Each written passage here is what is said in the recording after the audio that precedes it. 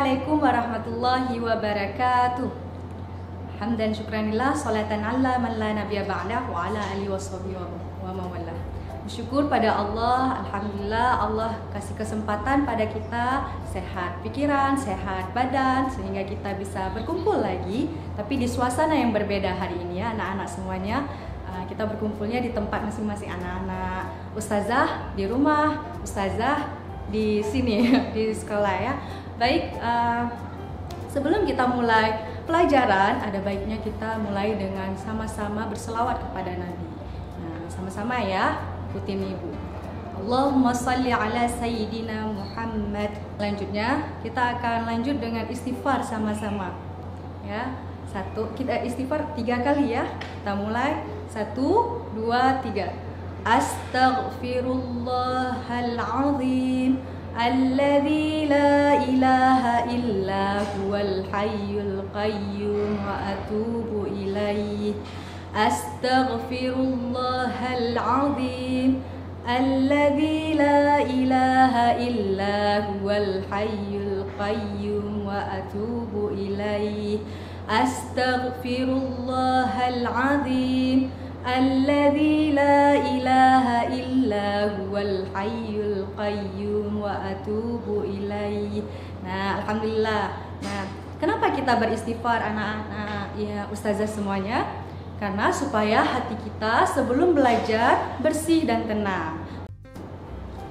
Nah, anak-anak ustazah semua, hari ini kita akan belajar subtema 1 yang berjudul tentang hidup rukun di rumah. Nah, adapun sebelumnya kita mulai dengan sama-sama membuka Al-Quran. Anak-anak sudah sediakan Al-Quran ya.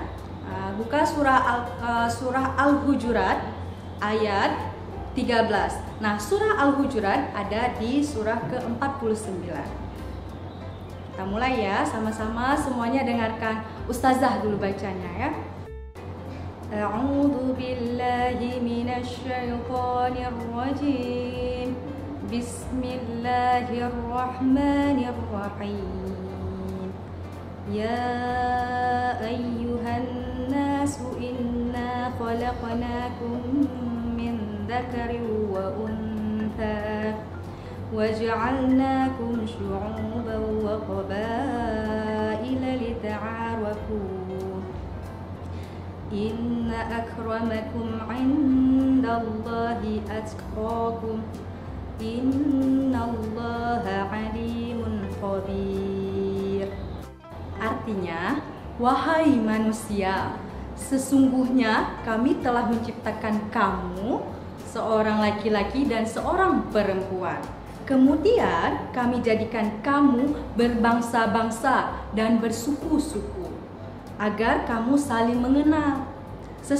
Sungguh yang paling mulia di antara kamu di sisi Allah ialah orang-orang yang paling bertakwa. Sungguh Allah Maha mengetahui, Maha teliti.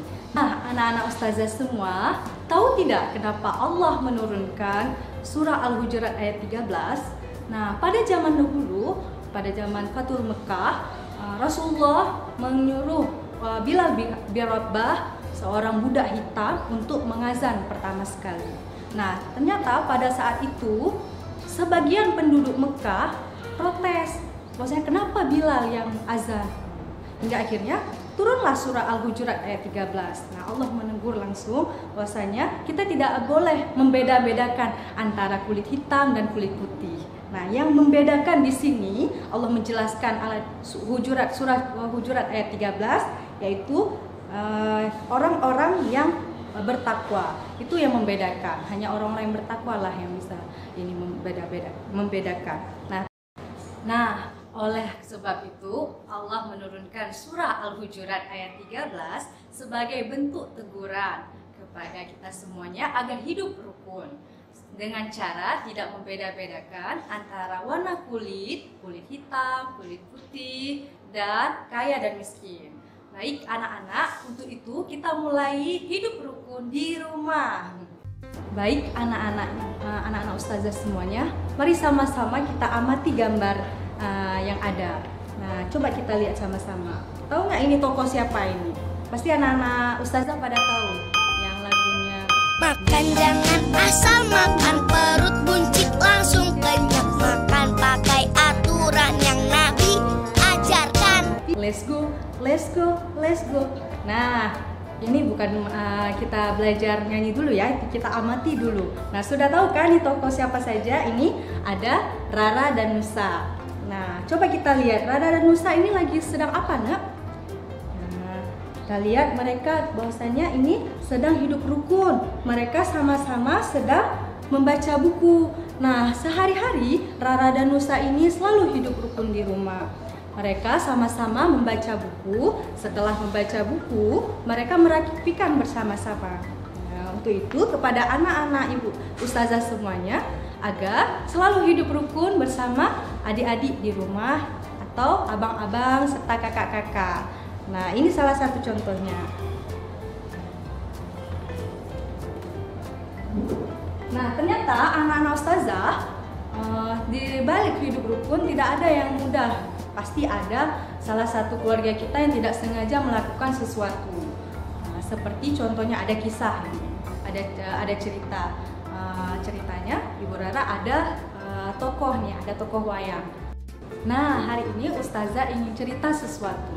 Nah, di sini ada dua tokoh wayang, yaitu Nusa dan Rara. Suatu hari Nusa dan Rara sedang berada di rumah. Nah, tiba-tiba Rara berada di kamar Nusa tanpa pengetahuan Nusa.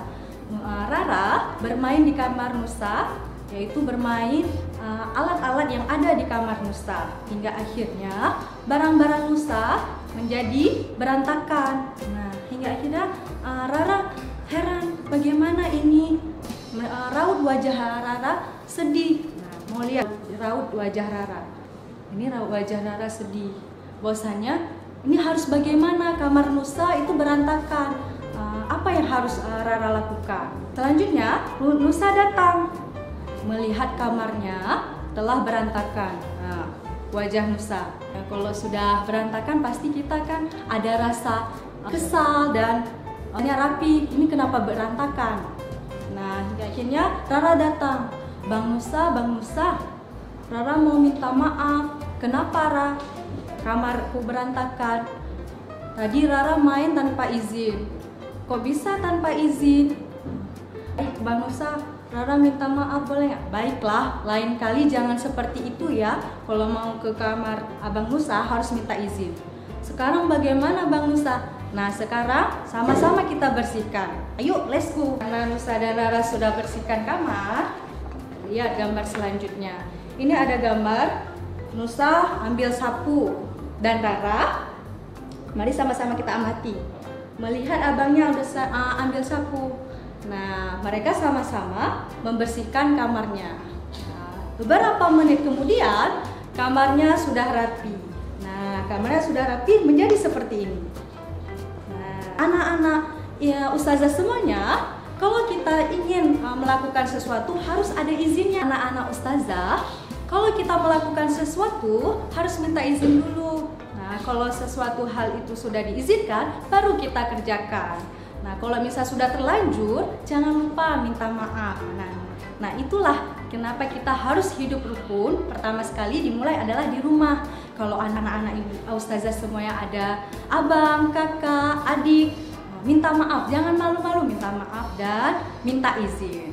Baik, selanjutnya, ternyata Nusa dan Rara juga hidup rukun saat makan. Nah, anak-anak ustazah sudah hafal belum lagu mereka tentang makan, adab makan? Yuk sama-sama kita nyanyi. 1, 2, 3. Makan jangan asal makan, perut buncit langsung kenyang. Makan pakai aturan yang Nabi ajarkan.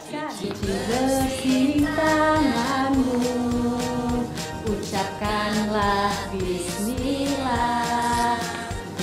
Gunakan tangan kananmu, biasakan tak berdiri.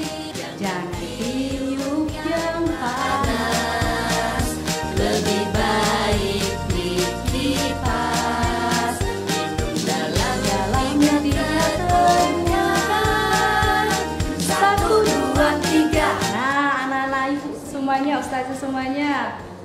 Di situ Nusa dan Rara sudah katakan bahwasanya kalau ingin makan jangan lupa cuci tangan. Habis itu baca bismillah, gunakan tangan kanan, jangan berdiri ya anak-anak ustazah semuanya. Selanjutnya kalau makan itu disunahkan tidak boleh tiup. Nah, ya, karena banyak kuman nanti akan datang di tangan ini. Baik, untuk selanjutnya setelah makan, Nusa dan Rara bersama orang tuanya cuci piring. Nah, ini hidup rukun, setelah makan mereka rukun dan juga cuci piring bersama. Nah, anak-anak ustazah, sudah perhatikan kan gambar ini? Anak-anak ustazah semuanya. Nah, kita sudah lihat hidup rukun di rumah, bahwasanya bukan hanya saja bermain, bersihkan kamar, makan. Ternyata kita juga hidup rukun dalam beres-beres perlengkapan kita masing-masing. Jangan ambil barang orang lain dan juga jangan lupa minta maaf kalau sudah terlanjur atau hilaf mengambilnya. Sekarang tugas Ananda ibu semuanya di rumah, siapkan satu dokumentasi atau foto hidup rukun di rumah, boleh bersama abang, adik atau kakak. Apa saja boleh hidup rukun, sedang bersih-bersih, makan dan sebagainya. Jangan lupa difoto. Selanjutnya tugas tersebut dijapri ke nomor WhatsApp Bu Rara. Kesimpulan yang dapat kita belajar pada hari ini adalah tentang hidup rukun, bahwasanya kalau kita hidup rukun, pahala itu akan bertabung. Selanjutnya kita akan menambah manfaat dan juga saling tentram di rumah, yaitu dengan cara tujuan kita masuk surga adalah sama-sama bersama keluarga kita menuju surga. Nah, terakhir Bu Rara tutup dengan hadis Rasulullah. Nah, di sini hadis Rasulullah luar biasa. Baik anak-anak, ustazah tutup dengan hadis Rasulullah yang artinya tebarlah kasih sayang kepada semua orang, maka kamu akan dikasihi seluruh makhluk, bahkan penduduk langit, yaitu para malaikat. Jadi pada anak-anak ustazah semuanya, jangan lupa tebarkanlah kasih sayang dengan cara hidup rukun. Baik, cukup sekian. Semoga kita bertemu di lain kesempatan dengan pelajaran tematik. Cukup sekian. Assalamualaikum warahmatullahi wabarakatuh.